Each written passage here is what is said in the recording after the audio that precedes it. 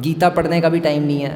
भगवान ने सारे वेद, उपनिषदों, पुराणों, महाभारत, रामायण, इतिहास सबको निचोड़ करके बस एक गीता बोल दी, और हम कह रहे हैं हमारे पास गीता पढ़ने का भी टाइम नहीं है। तो फिर इसलिए पूर्ववर्ती आचार्य कहते हैं कि भाई अगर गीता पढ़ने का भी टाइम नहीं है तो फिर 4 श्लोक तो पढ़ ही लो। और वो 4 श्लोक कौन से हैं? भगवद गीता के 10वें अध्याय के 8वां, 9वां, 10वां और 11वां, उसको कहते हैं चतुश्लोकी भगवद गीता।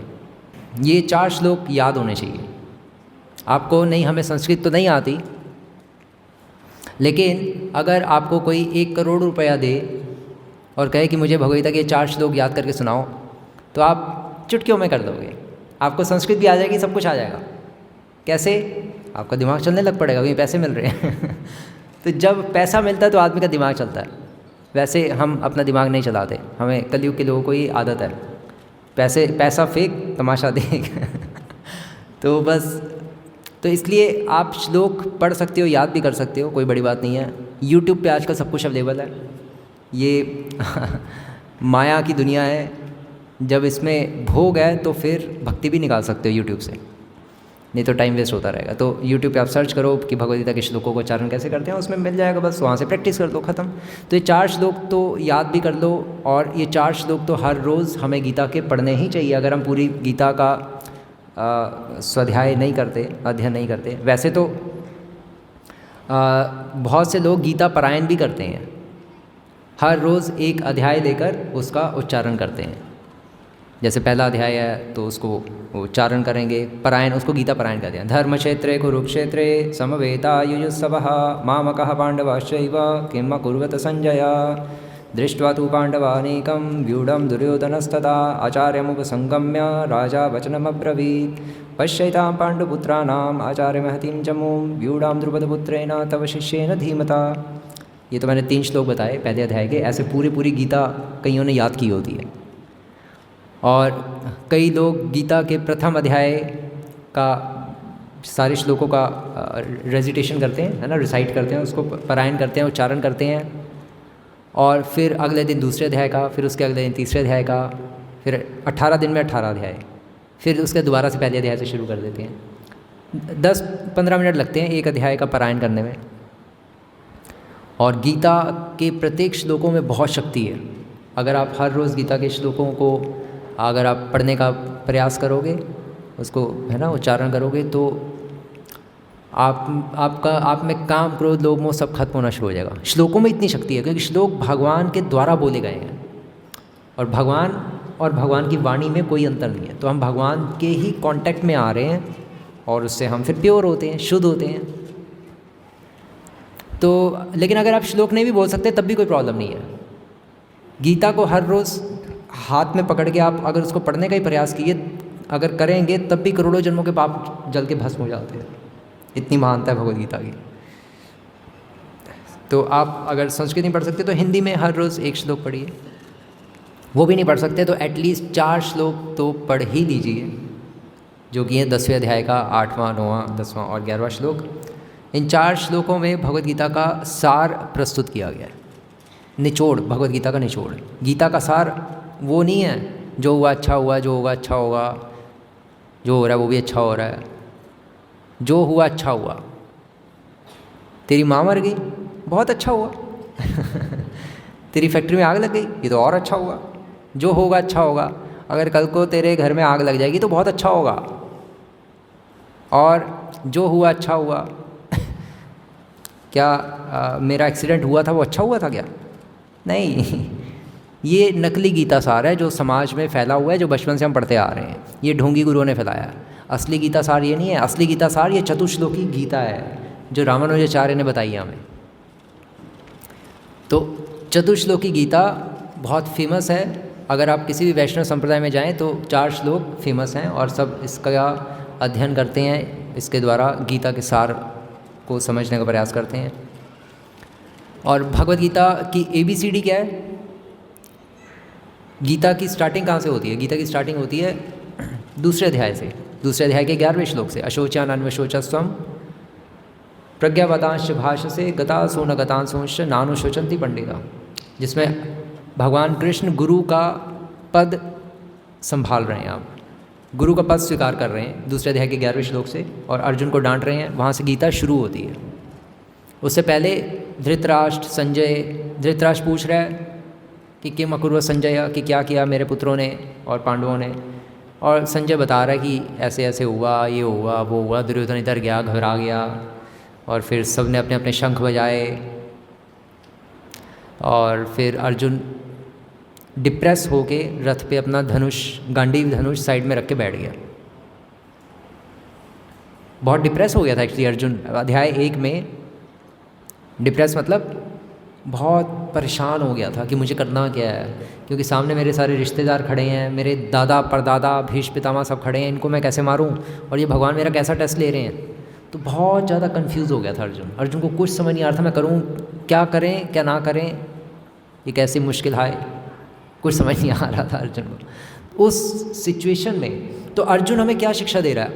अर्जुन के इस पहले अध्याय के द्वारा हमें पता चल रहा है, अर्जुन के एक्ट करने के द्वारा, उसकी इस क्रिया के द्वारा हमें पता चल रहा है कि जब तक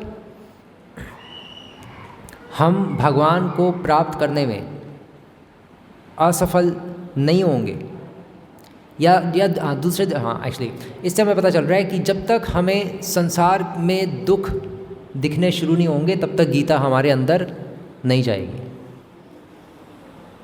क्योंकि अर्जुन बहुत दुखी हो गया ना। अर्जुन कह रहा है कि अगर पूरे स्वर्ग का राज्य भी मुझे मिल जाए, तब भी मेरा माइंड की सिचुएशन जैसी अभी हुई है वो ठीक नहीं हो सकती। अगर पूरे संसार का राज्य मिल जाए, स्वर्ग का भी अगर मुझे राज्य मिल जाए, इंद्र देवता का, तब भी मेरे जो होंठ जो सूख रहे हैं, मेरा जो गांडीव धनुष, जब अर्जुन को गांडीव धनुष मिला था अग्निदेव से, तो अर्जुन ने प्रतिज्ञा ली थी कि अब मैं तो हमेशा इसको अपने साथ रखूँगा और कभी इसको छोड़ूंगा नहीं, और युद्ध में तो उठा के मैं मारूंगा दबा के। और आज वही अर्जुन गांडीव साइड में रख रहा है।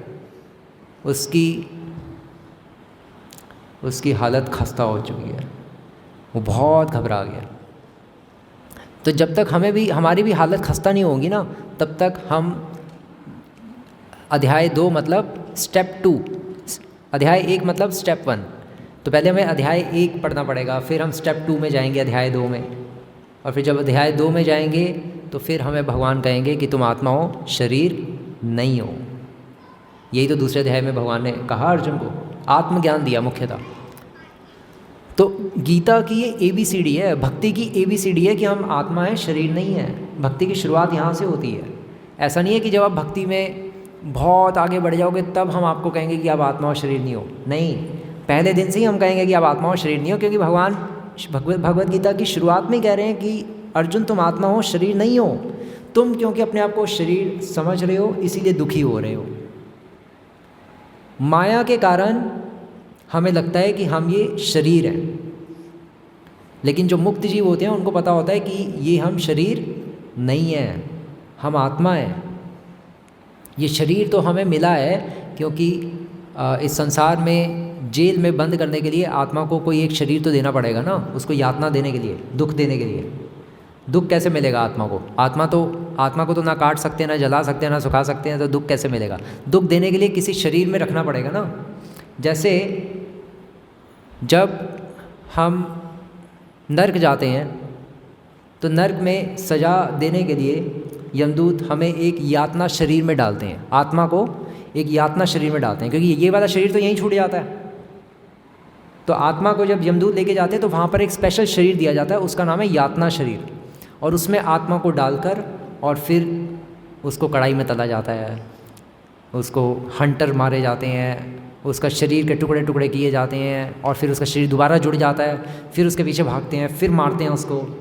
बहुत कष्ट मिलते हैं नर्क में, क्योंकि जो पाप करता है उसको फिर दुख मिलता है, और भयानक दुख मिलते हैं फिर नर्क में। कई प्रकार के नर्क होते हैं। कुंभी पाक नामक नर्क है, एक शानीडल कुछ ऐसे करके शांडल्य नाम का नर्क है, और बहुत सारे नर्क हैं जहाँ विभिन्न प्रकार की यातनाएं मिलती हैं।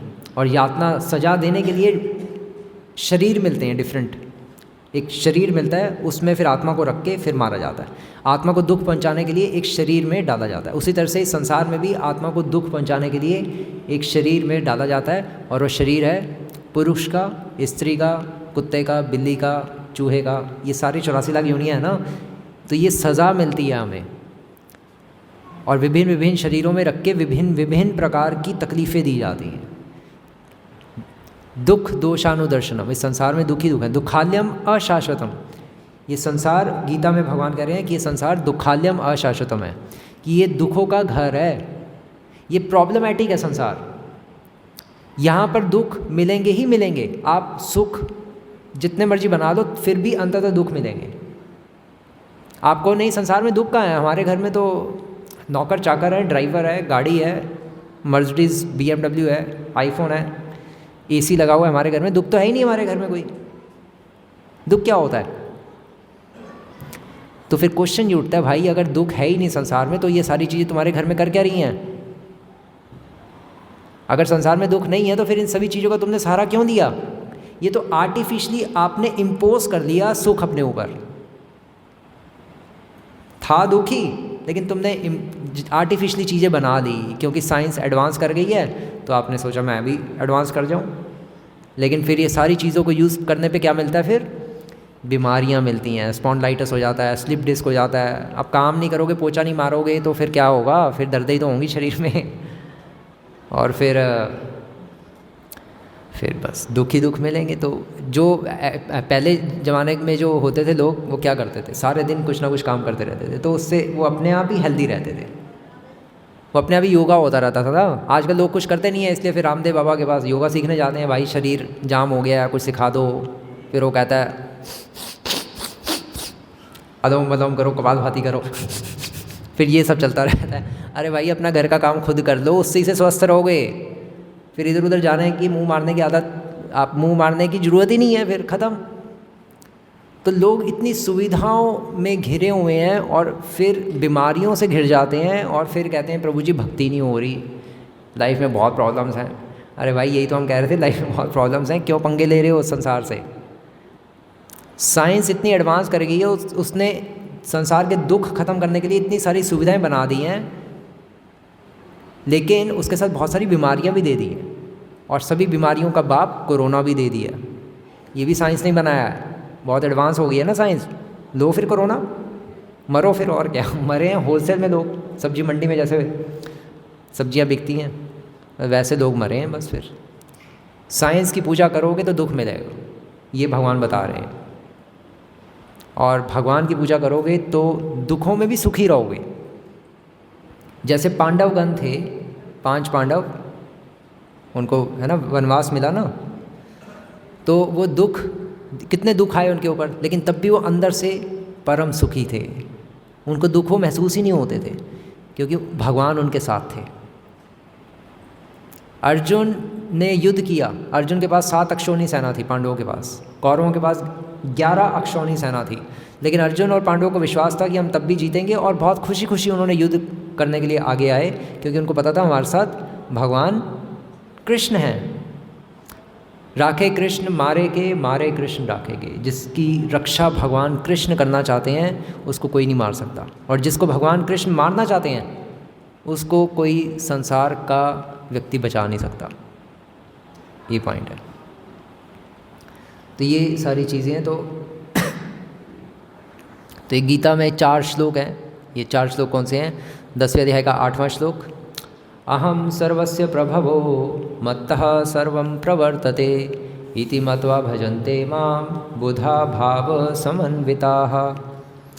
10वें अध्याय का 9वां श्लोक, 10वां और 11वां, मच्चित्ता मद्गता प्राणा बोधयन्ता परस्परं कथयन्तश्च माम नित्यं तुष्यन्ति च रमन्ति च तेषां सततयुक्तानां भजतां प्रीतिपूर्वकं ददामि बुद्धियोगं तं येन मामुपयान्ति ते तेषामेवानुकम्पार्थम् अहमज्ञानजं तमः नाश्यम्यात्मभावस्थो ज्ञानदीपेन भास्वता।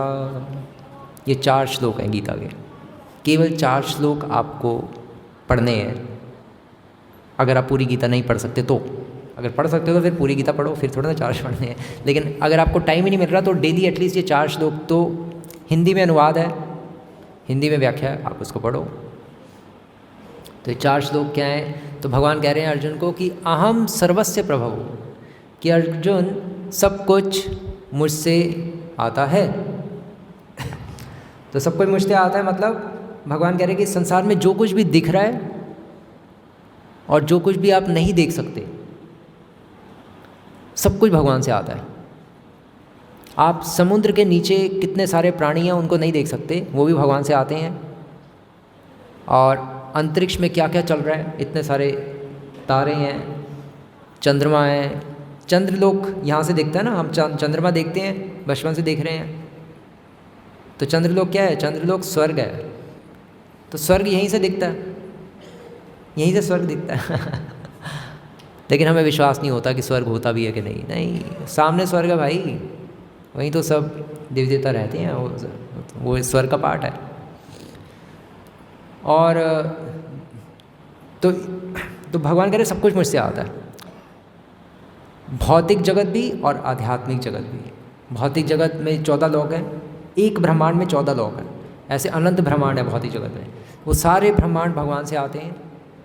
और ऐसी आध्यात्मिक जगत भी भगवान से आता है, सब कुछ भगवान से ही आता है। शास्त्रों में तो यहाँ तक लिखा है कि वासुदेवो वा इदम अग्र आसीन ना ब्रह्मा ना च शंकरः, कि सृष्टि की शुरुआत में केवल वासुदेव ही थे।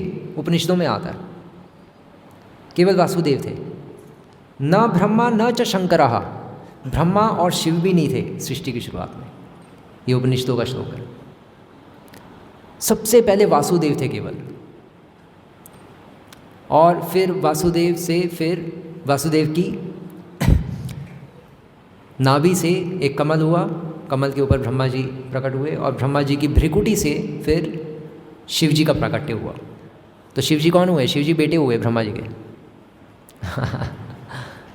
तो शिव जी, लेकिन शिव जी बेटे तो हैं एक दृष्टिकोण से ब्रह्मा जी के, लेकिन शिव जी ब्रह्मा जी से भी ऊपर है, क्योंकि शिव जी जीव तत्व नहीं है, ब्रह्मा जी जीवात्मा है। हम सब कौन है? हम सब जीवात्मा हैं। विष्णु भगवान है, शिव जी ना जीवात्मा है और ना भगवान है, वो शंभु तत्व है, वो बहुत महान पर्सनैलिटी है। वो हमारी तरह मनुष्य नहीं है या कोई आत्मा नहीं है, साधारण आत्मा। वो बहुत बड़े देवों के देव महादेव हैं और सबसे टॉप मोस्ट डिवोटी हैं भगवान कृष्ण के। वैष्णव नाम यथा शंभु, सबसे महान भक्त हैं।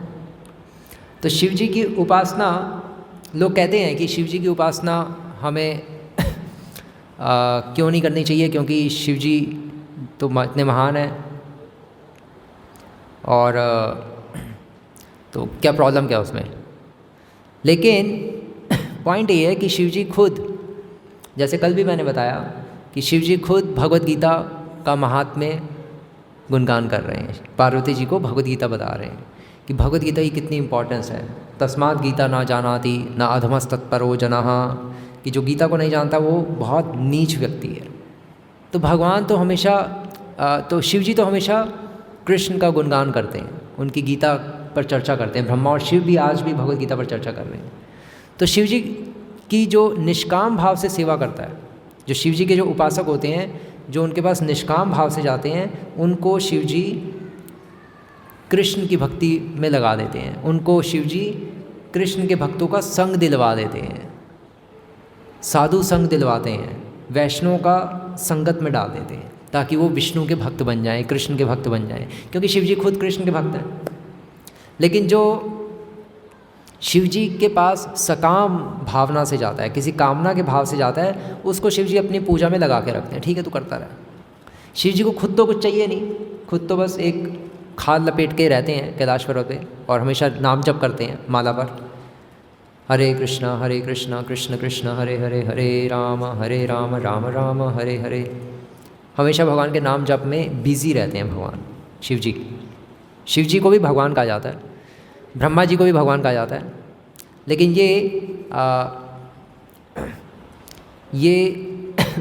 ये छोटे भगवान हैं। छोटे मीन्स कि इनको मिनी गॉड कहा जाता है, और मेन गॉड भगवान कृष्ण को कहा जाता है या विष्णु को,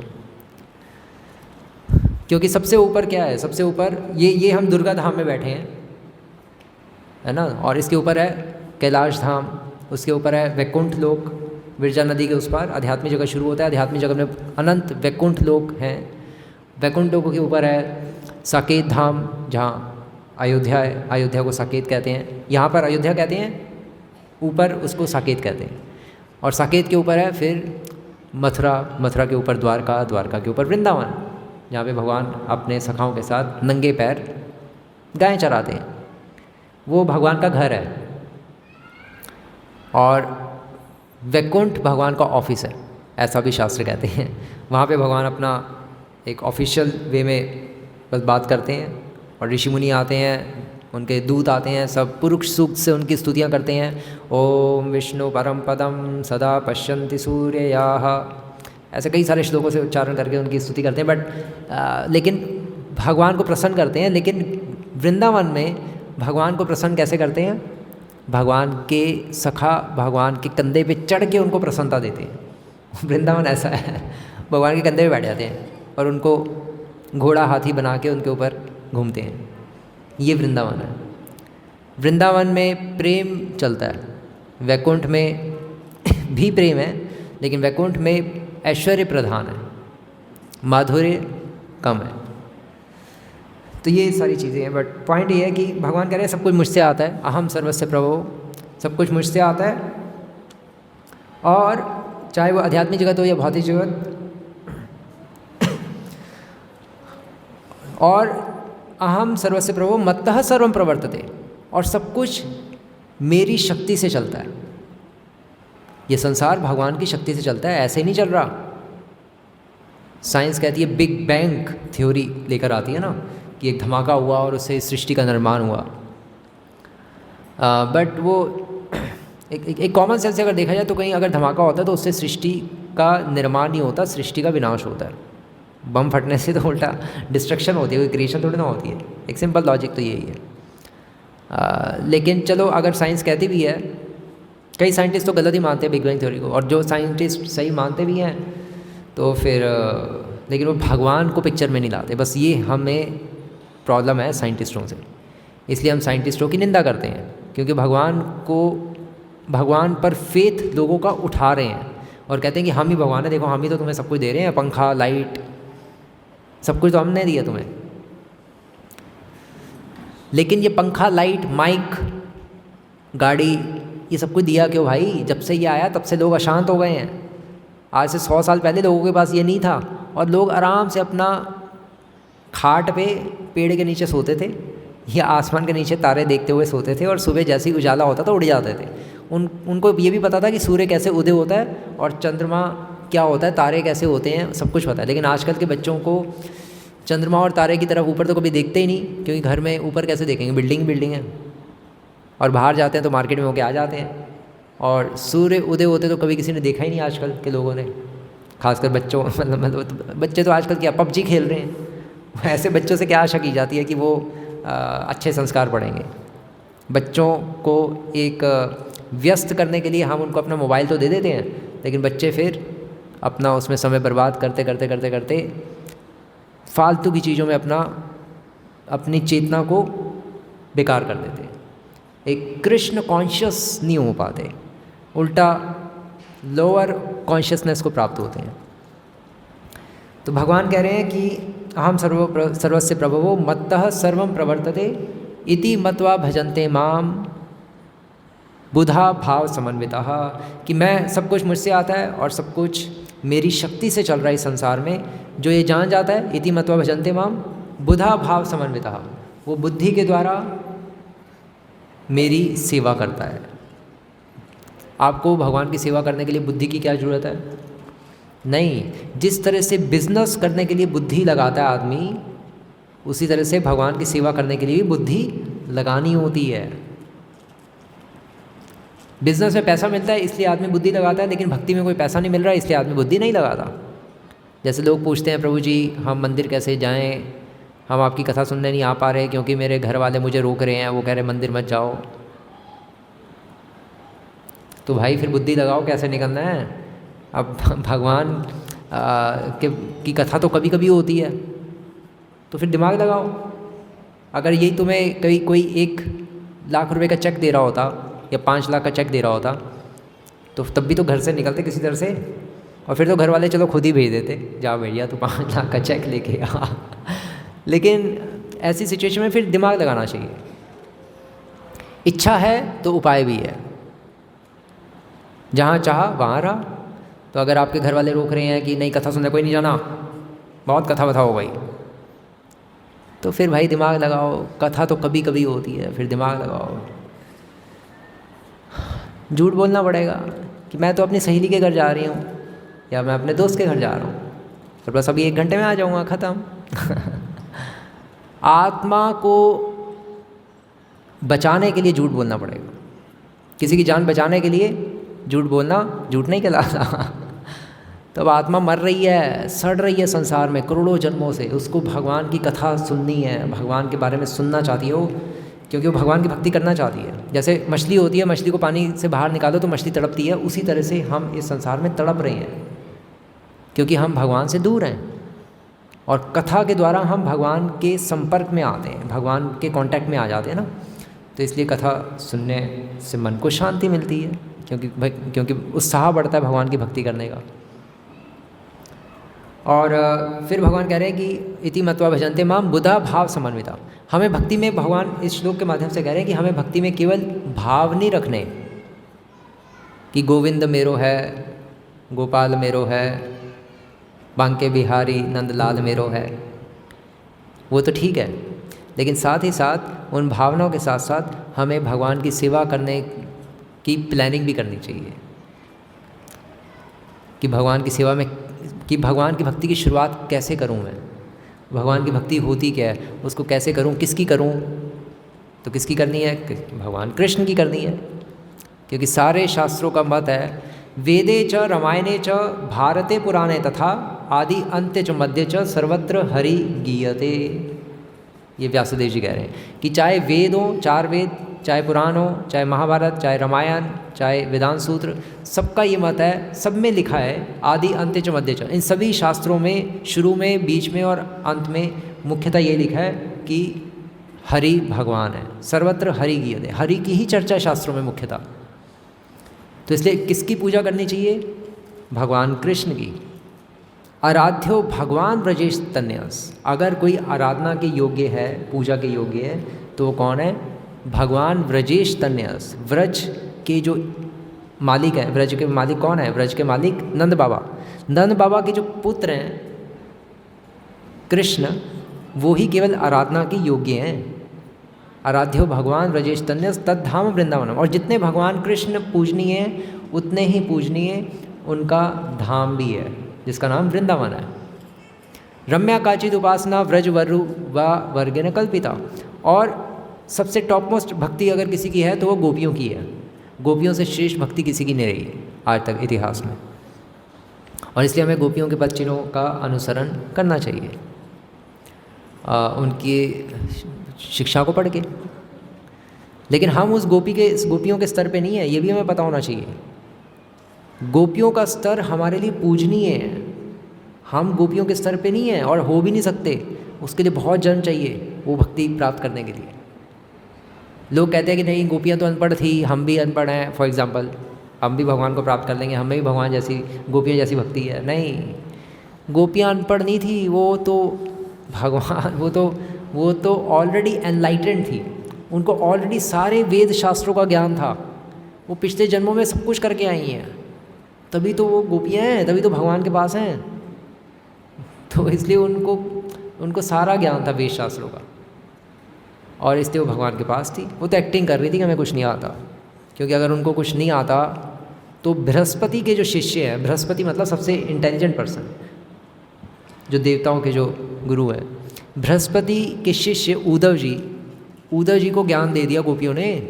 कैसे दे दिया? अगर गोपियाँ इतनी बेवकूफ़ थी कि उनको केवल भगवान का नाम लेना ही आता था, तो उद्धव जी को कैसे समझा दिया? उद्धव जी तो बहुत इंटेलिजेंट पर्सन थे, भगवान के फ्रेंड ही थे, कज़न भी थे, फ्रेंड भी थे। उद्धव जी को समझा दिया गोपियों ने, बहुत बड़ी बात हो गई। वो भी बृहस्पति के शिष्य, मोस्ट इंटेलिजेंट पर्सन के शिष्य। तो इसलिए गोपियाँ बहुत महान भक्ति, हमारा कोई गोपियों से कोई तुलना नहीं है। तो इसलिए भगवान कह रहे हैं कि केवल हमें भाव नहीं रखने चाहिए, हमें भाव के साथ साथ बुद्धि का भी प्रयोग करना है। और बुद्धि किस में लगानी है? बुद्धि गीता को समझने में लगानी है, शास्त्रों को समझने में। भागवतम, श्रीमद् भागवतम पढ़नी चाहिए, भगवद गीता पढ़नी चाहिए। भगवद गीता और भागवतम पर्याप्त है, बस ये 2 शास्त्र जिसने पढ़ लिए उसका तो कल्याण हो गया। और भागवतम भी अगर नहीं पढ़ सकते तो केवल गीता ही पढ़ दी तो तब भी कोई प्रॉब्लम नहीं। एटलीस्ट गीता तो पढ़नी ही चाहिए मरने से पहले, एक बार, कम से कम एक बार तो पढ़ ही लो। नहीं पढ़ोगे तो फिर यमराज जी के पास जाना पड़ेगा, क्योंकि भगवान ने इतनी मेहनत से गीता बोली, कलयुग के लोगों का कल्याणार्थ सोचते हुए, और हम गीता नहीं पढ़ेंगे तो फिर क्या फ़ायदा। तो भगवान ये कह रहे हैं कि अहम सर्वस्य प्रभवो सर्वम, कि मैं, मेरे से सब कुछ आया, अहम सर्वस्य प्रभवो मत्तः सर्वम प्रवर्तते, और सब कुछ मेरी शक्ति से चल रहा है संसार। भगवान की मर्जी के बिना एक पत्ता भी नहीं हिल सकता। आपको कैसे नहीं हिल सकता? इंडिया पाकिस्तान का मैच आ रहा था टीवी में, वो तो मैंने अपनी मर्जी से देखा। कह सकते हो आप। मैं तो जो भी करता हूँ अपनी मर्जी से करता हूँ। मुझे तो ऐसा नहीं लगता कि भगवान की मर्जी के बिना पत्ता भी नहीं हिलता। मैं तो पूरा हिलता डुलता अपनी मर्जी से हूँ। ये लो, मैं अभी भी हिल रहा हूँ, ये लो, मुझे रोक के दिखाओ। लोग कहते हैं ऐसा। लेकिन पॉइंट ये है कि तुम अपनी मर्जी से नहीं हिल रहे। तुम सतोगुण, रजोगुण, तमोगुण तुम्हें नचा रहा है।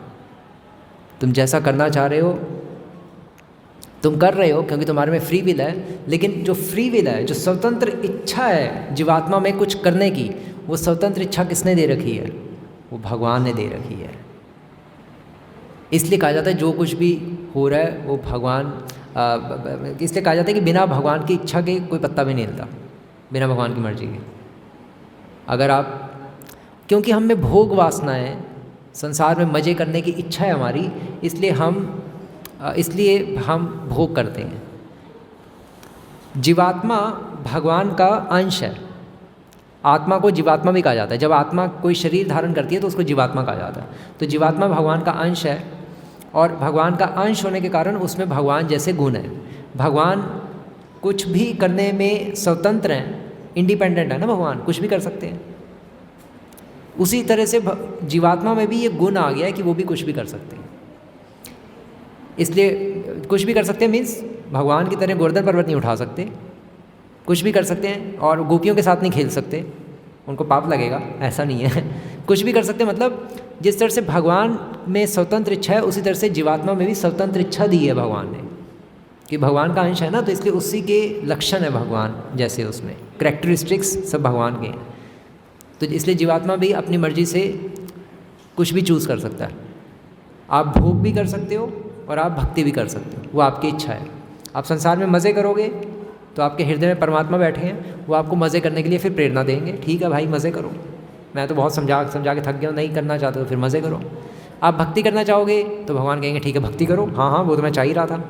आप किसी का खून करना चाहोगे तो भगवान कहेंगे हाँ खून करो करो, कोई प्रॉब्लम नहीं है, मैं क्या कर सकता हूँ, तुम्हें मेरी सुननी नहीं तो मैं क्या कर सकता हूँ इसमें, करो फिर खून और फिर भुगतो, संसार में पड़े रहो। पहले तो इस संसार में भी जेल में जाओ और फिर मरने के बाद भी तुम्हें यमदूत मारेंगे पकड़ के। तो हम कुछ भी कर तो सकते हैं लेकिन उसकी फिर सज़ा भी मिलेगी। हम कुछ भी संसार में करेंगे तो हमें प्रकृति के नियमों से होकर गुजरना पड़ेगा। पाप करेंगे तो सज़ा मिलेगी, नरक जाना पड़ेगा, दुख भी आएंगे, आप उससे छूट नहीं सकते। अगर आप कहो कि मैं तो भगवान की मर्ज़ी के बिना ही सब कुछ कर रहा हूँ, ये देखो मैं खुद भी हिल रहा हूँ, मैं कुछ भी कर रहा हूँ, नहीं, तो फिर पनिशमेंट भी मिलेगी, फिर आपको नरक भी जाना पड़ेगा। आप ये नहीं फिर कर सकते कि नहीं मैं तो नरक में नहीं जाऊँगा, नहीं, नरक तो जाना पड़ेगा। आप बिना लाइसेंस के अगर गाड़ी चलाओगे और पुलिस वाले ने अगर आपको रोक दिया तो आपका चालान तो कटेगा ही। आप कहोगे नहीं मैं चालान नहीं कटवा रहा, कर लो क्या करना है, नहीं, 2 थप्पड़ पड़ेंगे, कैसे नहीं कटवा रहा चालान। तो उसी तरह से हम ये माने या ना माने कि मरने के बाद अगर हम भक्ति नहीं करेंगे और यमदूत आके हमें पकड़ के ले जाएंगे और हमें नरक में जाना पड़ेगा, तो हमारे मानने या ना मानने से कुछ नहीं होने वाला। वो जब यमदूत 2 थप्पड़ मारेंगे अपने आप मम्मी मुंह से निकलेगा और हम अपने आप उनके साथ चल पड़ेंगे, बताओ बताओ कहाँ जाना है, फिर कुछ नहीं होगा। तो हमारे मानने या मानने से कुछ नहीं होता। पुलिस ने जो करना वो करेगी, ऐसे यमदूतों ने जो करना वो करेंगे। तो भगवान ये कह रहे हैं 10वें अध्याय के 8वें श्लोक में। और फिर 9वां श्लोक, मच्चिता मद्गता प्राणा बोधयंत परस्परम कथयंतश्च माम नित्यम तुष्यंति च रमन्ति च। भगवान कह रहे हैं कि जो मेरे भक्त होते हैं, जब वो जानते हैं कि सब कुछ मुझसे आया है और भगवान की शक्ति से ही चल रहा है पूरा संसार, तो ये जानकर वो मेरी सेवा करते हैं। फिर इति मत्वा भजन्ते माम, भजन्ते मतलब सेवा करते हैं। और सेवा की शुरुआत होती है भगवान का नाम लेने से। हरे कृष्णा कृष्ण कृष्ण हरे हरे, हरे राम राम राम हरे हरे। इससे सेवा की शुरुआत होती है। सेवन मुखे ही जीवादो, सेवा सबसे पहले स्टार्ट होती है जीवा से। तो इसलिए भगवान का नाम लेना शुरू करना चाहिए। माला के ऊपर हर रोज़ एटलीस्ट एक माला इस हरे कृष्ण महामंत्र की आप कर सकते हैं। और फिर इति मत्वा भजन्ते माम बुधा भाव समन्वित, है ना। तो फिर मेरी सेवा करता है, ये जानकर कि सब कुछ भगवान से आता है और सब कुछ भगवान की शक्ति से चल रहा है। और फिर उसके बाद वो क्या करता है, जब उसको पता चलता है कि सब कुछ भगवान से आता है, तो फिर वो दूसरों को भी बताता है। मच्चित्ता मदगता प्राणा, अपने चित्त को मुझ में लगाता है सबसे पहले, तो मतलब अपनी इंद्रियों को और अपने मन को मेरी सेवा में लगाता है। इंद्रियों को मतलब शरीर को भगवान की सेवा में लगाता है। भगवान के मंदिर को साफ़ करता है फॉर एग्ज़ाम्पल, या भगवान के धाम घूमने जाता है ताकि भक्ति बढ़े, साधु संग मिले। और किताब पढ़ता है, इंद्रिय आँख भी इंद्रिय है ना, तो उससे गीता पढ़ेगा तो और उसमें मन भी लगेगा। फिर मच्चिता, अपना मन मुझ में लगाता है। मद्गता प्राणा, और फिर उससे उसके प्राण भी मुझ में लग जाते हैं। प्राण लग जाते हैं मतलब वो पूरा तन मन धन से मेरी सेवा में लग जाता है। बोधयंत परस्परम कथयंतश्च माम नित्यम तुष्यन्ति च रमन्ति च, और फिर वो दूसरों को भी बताता है कि भैया भगवान की भक्ति करो। और कथयंतश्च माम नित्यम, और दूसरों को बताकर तुष्यन्ति च रमन्ति च, हृदय में बहुत आनंद फील करता है कि यस, मैंने दूसरों को भी बताया कि भगवान की गीता पढ़नी चाहिए और भक्ति करनी चाहिए, है ना। हमें अगर आप एक कुत्ते को कुछ ब्रेड डालोगे या रोटी डालोगे तो जल्दी जल्दी भागा भागा आएगा और सारी खुद ही खा जाएगा। वो अपने दूसरे कुत्ते फ्रेंड के लिए बचा के नहीं रखेगा। तो ऐसे ही अगर हमें कुछ ज्ञान मिलता है गीता का, तो हमें दूसरों को फिर बांटना चाहिए, दूसरों को भी बताना चाहिए। ये नहीं कि खुद ही बस रख लिया अपने तक ही, दूसरे भी लोगों को हमें बताना चाहिए कि देखो गीता में ये लिखा है, हमें गीता पढ़नी चाहिए। गीता इतनी महान शास्त्र है, आपने 3 दिन सुना तो अब ये दूसरों को भी बताइए। और फिर कथयंतश्च माम नित्यम तुष्यन्ति च रमन्ति च, और फिर उसके भगवान कह रहे हैं तेषाम सतत युक्तानाम भजताम प्रीतिपूर्वकम, कि जो तेषाम सतत युक्तानाम, जो सदैव मेरी चेतना से युक्त रहता है, अर्थात जो सदैव मेरे बारे में सोचता रहता है। और मेरे कैसे सोचेंगे हम तभी सोच पाएंगे जब हम भगवान के भक्तों से भगवान के बारे में सुनेंगे। तो जब हम भगवान के बारे में सोचेंगे, भगवान की गीता पढ़ेंगे, तो भगवान क्या कह रहे हैं समझने का प्रयास करेंगे, तो फिर तेषाम सतत युक्तानाम भजताम प्रीतिपूर्वकम, और भगवान की सेवा में रत रहेंगे, सेवा में लगे रहेंगे, कुछ ना कुछ सेवा करेंगे भगवान के लिए। भक्ति मतलब do something for Krishna. Srila Prabhupada कहते थे कि भगवान के लिए कुछ करना ही भक्ति है। अगर आप भगवान के लिए कुछ कर नहीं रहे और आप कहो कि मैं भगवान का भक्त हूँ, तो इट मीन्स आप भगवान के भक्त नहीं हो। जैसे सबसे मैंने परसों भी एग्जांपल दिया था, आपको मैं अपने पति की बहुत बड़ी भक्त हूँ, और पति घर में आए और आपको कि पति देव आप अपने कपड़े खुद धो देना, कल से खाना खुद बना देना, और मैं आपको प्यार बहुत करती हूँ, लेकिन मैं अब ये सब कुछ नहीं कर सकती, मुझे रेस्ट करने दिया करो, मैं ये करने आई हूँ क्या? तो अगर आप ऐसा कहोगे तो इसका मतलब पति से प्रेम नहीं करते। तो उसी तरह से अगर आप कहो कि भगवान मैं आपसे बहुत प्रेम करता हूँ, लेकिन मैं आपकी माला नहीं करूँगा, गीता नहीं पढ़ूँगा और मंदिर भी नहीं जा पाऊँगा बस, लेकिन प्रेम बहुत करता हूँ, छोटा सा मेरे लड्डू गोपाल, घर में ही कर दूँगा बस कुची, मंदिर नहीं जाऊँगा, गीता नहीं पढ़ूँगा, माला नहीं करूँगा, लेकिन मैं आपसे प्रेम बहुत करता हूँ। भगवान कहेंगे भाई ये तुम मेरे भक्त हो क्या हो या तो उसको भक्ति नहीं कहते, वो तो ठगती है। आप भगवान को ही उल्लू बना रहे हो और कुछ नहीं। तो ये पॉइंट है। तो इसलिए भगवान कह रहे हैं कि तेषाम सत्ययुक्तानाम भजताम प्रीतिपूर्वकम ददामी बुद्धि योगम तम ये न माम उपयांति ते, जो मेरी सेवा में रत रहता है, मेरी सेवा करता है ना। और तो क्या करते हैं भगवान, ददामी बुद्धि योगम तम, तो भगवान फिर इंटेलिजेंस देते हैं, बुद्धि देते हैं कि किस तरह से तुम्हें मुझे प्राप्त करना है। क्योंकि हमें पता नहीं ना भगवान को कैसे प्राप्त करना है। गीता पढ़ ली तब भी समझ नहीं आता, कभी कभी कंफ्यूज होते रहते हैं। तो फिर भगवान कहते हैं मैं तुम्हें बुद्धि दूंगा, मैं तुम्हें इंटेलिजेंस दूंगा अगर तुम मेरी सेवा में लगे रहोगे। ददामी बुद्धि योगम तम ये न माम उपयांति, जिससे तुम फिर मुझे प्राप्त कर पाओगे। और फिर ये तो 11वां श्लोक था, ये तो 10वां श्लोक था। और फिर 11वें श्लोक में 8, 9, 10, 11 11वें श्लोक में भगवान कह रहे हैं, मैं बहुत एक शॉर्ट में समझा रहा हूँ, आप इसकी व्याख्या श्लोकों की इस गीता में पढ़ लीजिएगा तो आपको और अधिक समझ आएंगी बातें। मैं तो समय कम होने के कारण बस जल्दी जल्दी समझा रहा हूँ आपको, क्योंकि गीता बहुत ज़्यादा गहराई है गीता में। इसके लिए 3 दिन कुछ भी नहीं है, इसके लिए 300 दिन भी कुछ नहीं है, लेकिन दुर्भाग्यवश हमारे पास 3 दिन है अभी।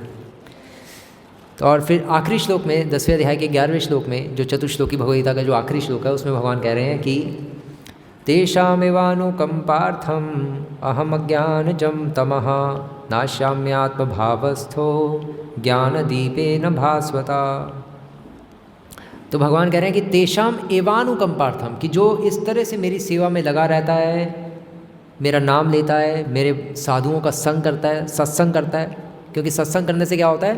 सत्संगत्वम निहिसंगत्वम, निहिसंगत्वम निर्मोहत्वम, निर्मोहत्वम निर्मलत्वम, निर्मलत्वम जीवन मुक्ति। पॉइंट ये है कि अगर हम सत्संग करेंगे तो उससे हमारा बुरा संग छूटेगा। बुरा संग मतलब ये नहीं कि आप अपनी जॉब छोड़ के घर में बैठ जाओगे। अगर आप जॉब कर रहे हो या अगर आपकी दुकान है, आप सब छोड़ छाड़ के घर में बैठ जाओगे, ये मतलब नहीं है। आप लोगों से, जो संसारिक लोग हैं, संसारिक लोगों का संग तो करना ही पड़ेगा, क्योंकि कमाने के लिए बाहर तो जाना ही पड़ेगा। लेकिन उनसे अपने मन की बातें डिस्कस नहीं करोगे। जो संसारिक लोग हैं, जो भगवान के भक्त नहीं हैं, उनसे हमें अपनी मन की बातें डिस्कस नहीं करनी चाहिए। अपनी मन की बातें डिस्कस हमें भगवान के भक्तों से करनी चाहिए, क्योंकि वो फिर हमें अच्छी राय देंगे, वो हमें फिर भगवान की भक्ति करने की प्रेरणा देंगे। संसारिक लोगों से अगर आप डिस्कस करोगे अगर अपनी मन की बातें, तो वो तो और आपको कहेंगे कि हाँ तुम भक्ति कर रही हो ना, इसलिए ऐसा हो रहा है तुम्हारे साथ, भक्ति छोड़ दो। तो फिर आप भक्ति छोड़ दोगे। तो इसलिए हमें डिस्कस किससे करना चाहिए? जो भगवान के भक्त हैं। हमारे भक्त मित्र होने चाहिए, भक्त सहेलियाँ होनी चाहिए, उनसे हमें डिस्कस करनी चाहिए अपनी मन की बातें। लोगों से मिलना तो पड़ेगा ही, काम के लिए, है ना, तो काम के लिए तो मिलना पड़ेगा। तो काम से काम रखो बस, लोगों से बस जो जैसा है उसके साथ वैसा डील करना चाहिए। संसारिक लोग से मिल रहे हो तो संसारिक आदमी बन जाओ, और भक्त से मिल रहे हो तो फिर भक्त की तरह डील करो। आप संसारिक आदमी से भी कहोगे कि नहीं मैं तो बहुत दीन हूँ, मैं बहुत ही गिरा हुआ हूँ, आप मुझे 1 दर्जन केले दे दो ना, वो कहेगा 1 दर्जन केले 40 रुपये के लगेंगे, लेने हैं लो, नहीं लेने भागो यहाँ से। तो संसारिक लोगों के साथ हमें विनीत भाव से डील नहीं करना होता। संसारिक लोगों के साथ तो जैसे आप नॉर्मल रहते हो वैसे करो, भक्तों के साथ हमें विनीत भाव से डील करना होता है।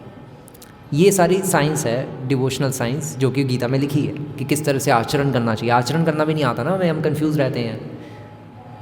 तो इसलिए भगवान कह रहे हैं कि तेषाम एवानुकंपार्थम, जो इस तरह से मेरी सेवा में लगा रहता है तो उसके ऊपर मैं कृपा करके तेषाम एवानुकंपार्थम, उसके ऊपर मैं अनुकंपा करता हूँ। तेषाम एवानुकंपार्थम, अनुकंपार्थम, अनुकंपा मतलब अनुग्रह, अनुग्रह मीन्स कृपा।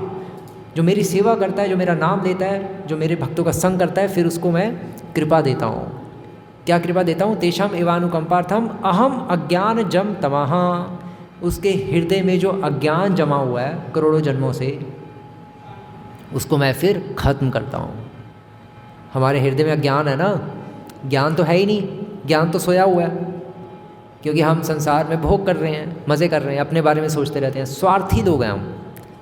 इसलिए जो ज्ञान है जो हमारे हृदय में ही है, आत्मा में ही है, वो सो गया, खराटे मार रहा है, क्योंकि हम उस ज्ञान को उठा ही नहीं रहे कि उठ भाई उठ। तो ज्ञान हमारे अंदर ही है, लेकिन अभी हम भूले बैठे हैं। लेकिन जब हम साधुओं की संगति करते हैं तो वो ज्ञान प्रकाशित हो जाता है। नित्य सिद्ध कृष्ण प्रेम साध्य कबू नए, श्रवण आदि शुद्ध चित्त करे उदय। चैतन्य चरितामृत में आता है कि भगवान के प्रति जो प्रेम है वो हमारे हृदय में ही है, लेकिन वो अभी सोया हुआ है। और श्रवण आदि शुद्ध चित्ते करे उदय, अगर हम श्रवण कीर्तन इत्यादि करेंगे तो हमारा हृदय में जो प्रेम है वो जाग जाएगा। बस ये है। तो भगवान कह रहे हैं तेषाम एवानुकंपार्थम अहम अज्ञान जम तमः, उससे सारा जो अज्ञान है वो खत्म हो जाएगा। नाशा में आत्मभावस्तु, उसको मैं नाश कर दूंगा अज्ञान को। जो मेरी सेवा करेगा, मेरा नाम लेगा, ज्ञान दीपेन भास्वत, और मैं उसके हृदय में ज्ञान रूपी दीपक जला दूंगा। जब ज्ञान रूपी दीपक जलेगा तो क्या होगा, तो हमें अपने दोष दिखने शुरू हो जाएंगे, हमें पता लगना शुरू हो जाएगा कि मैं बहुत गंदा आदमी हूँ या गंदी औरत हूँ। अभी हम अपने आप को बहुत अच्छा समझते हैं और लोगों को अच्छा बन के दिखाते हैं, लेकिन हमें ये नहीं पता कि हम बहुत गंदे हैं। ये भी शास्त्र कह रहे हैं। बड़े बड़े ऋषि मुनि अपने आप को इस तरह से अपने भजनों में लिखते हैं कि गोपीनाथ आमी तो मूर्ख हति, किसे भालो होए कबू ना भुजिनु, ताई भेनु मम गति। गोपीनाथ आमी तो सदा कामरत, किछु नाही मोर गुण, कि मैं बहुत ही गंदा इंसान हूँ, गिरा हुआ हूँ मैं कब आपको प्राप्त कर पाऊँगा। सारे ऋषि मुनि अपने भजनों में ऐसे लिखते हैं, बड़े बड़े महान भक्त। तो हमें अपने आप को गिरा हुआ इंसान, जिस दिन हमें ये अनुभव हो जाएगा कि हम बहुत गंदे हैं, तब भगवान हमें स्वीकार करेंगे। अभी हम भगवान को कहते हैं, भगवान हम तो बहुत अच्छे हैं, आप स्वीकार क्यों नहीं कर रहे हमें अपनी कृपा क्यों नहीं दे रहे भगवान, आप हो भी कि नहीं। अभी हम ऐसे सोचते हैं, लेकिन नहीं, जिस दिन हमें अनुभव हो जाएगा कि मैं बहुत गंदा हूँ, आमी तो हाँ सदा पापरत, मैं हमेशा पाप करता हूँ, मैं बहुत ही गिरा हुआ हूँ, तब फिर भगवान कृपा करेंगे। भगवान कहेंगे तुम अच्छे भक्त हो, क्योंकि तुम्हें अपने दोषों को देखने की शक्ति आ गई है। हमें अपने, वो कहते हैं ना, बुरा जो देखा मैं चला, बुरा ना मिला कोई, जो मन खोजा आपने मुझसे बुरा ना कोई। तो सबसे बुरे तो हम ही हैं। जब ये हमें अनुभव हो जाएगा, ये कैसे अनुभव होगा, जब भगवान कृपा करेंगे। जब भगवान किसी पर कृपा करते हैं तो उसको गाड़ी बंगला नहीं मिलता, वो तो भगवान की अधम कृपा है। भगवान की उत्तम कृपा है कि उसको अपने बुराइयां दिखनी शुरू हो जाती हैं, और उन बुराइयों को हटाने की शक्ति भी फिर भगवान देते हैं। ये भगवान की उत्तम कृपा है, और फिर वो प्योर हो जाता है, शुद्ध हो जाता है, और उसके संपर्क में फिर जो कोई भी आता है वो भी शुद्ध हो जाता है। जैसे चिंतामणि होती है, चिंतामणि के कांटेक्ट में कोई भी आता है वो सोना बन जाता है। तो उसी तरह से हमारे कांटेक्ट में कोई भी आएगा वो भी भगवान का भक्त बन जाएगा। बस ये है। तो ये गीता का सार है जो इन 4 श्लोकों में है। अब आप भगवद गीता पीछे से, अगर आपके पास नहीं है घर में, तो ये श्रीमद् भगवद गीता यथारूप है, जो इस्कॉन की भगवद गीता जो पूरे विश्व में डिस्ट्रीब्यूट होती है। इसमें सरल हिंदी में सारे गीता के एक एक श्लोक को समझाया हुआ है, और उसका अनुवाद भी है और उसकी व्याख्या भी है। तो आप इसको रोज़ पढ़ेंगे तो मैंने जो 3 दिन जो आपको बातें बताई हैं वो फिर आपको और अधिक समझ भी आएंगी और याद भी रहेंगी। तो आप इसको ले लीजिएगा पीछे से, है ना, और पढ़िएगा।